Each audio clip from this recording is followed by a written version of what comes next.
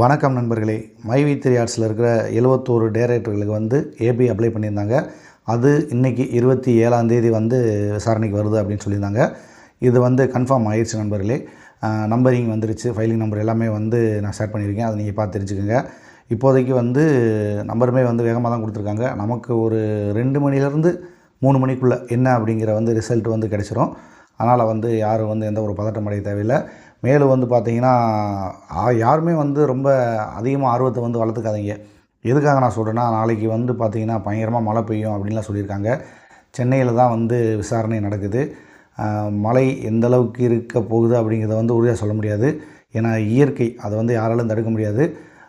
ஒருவேளை நாளைக்கு கூட தள்ளி வைக்கிறதுக்கும் வாய்ப்பு இருக்குது. அது என்ன நடக்குது அப்படிங்கிறத வந்து நம்ம பொறுத்துன்னு தான் பார்க்கணும். எதுவாக இருந்தாலும் ஒரு நல்லதே நடக்கும் அப்படிங்கிற ஒரு நம்பிக்கையோடு நம்ம காத்திருப்போம். சார் நண்பர்களே, இப்போ வந்து பார்த்திங்கன்னா இந்த டீட்டெயில்ஸ் எல்லாமே வந்து நம்ம குரூப்பில் வந்து ஷேர் பண்ணியிருக்கேன். அதாவது டெலகிராம் குரூப்லேயும் வாட்ஸ்அப் குரூப்லேயும் ஷேர் பண்ணியிருக்கேன். அதில் நீங்கள் போய் பார்த்து ஃபுல் டீட்டெயில் வந்து தெரிஞ்சுக்கலாம். அப்படி நீங்கள் பார்க்கும்போது வந்து சேனலை வந்து ஃபாலோ பண்ணிக்கோங்க. அதிலே வந்து வாட்ஸ்அப் சேனலுக்குள்ளே நீங்கள் உள்ளே போகிறீங்கன்னா மேலே வந்து ஃபாலோ பண்ணிவிட்டு அந்த நோட்டிஃபிகேஷனுமே ஆன் பண்ணி விட்ருங்க. அப்போ தான் வந்து உங்களுக்கு ஃபுல் டீட்டெயில் வரும். ஏன்னா எல்லா தகவலும் வந்து யூடியூப்பில் வந்து டைரெக்டாக சொல்லிகிட்டு இருக்க முடியாது, டைம் கிடைக்காது. அதனால் வந்து சிம்பிளாக அதில் ஷேர் பண்ணிட்டோம்னா அதை எல்லோரும் பார்த்து தெரிஞ்சுக்குவாங்க. சார் நண்பர்களே, இன்றைக்கி என்ன நடக்க போகுது அப்படிங்கிறத வந்து பொறுத்திருந்து நம்ம பார்க்கலாம்.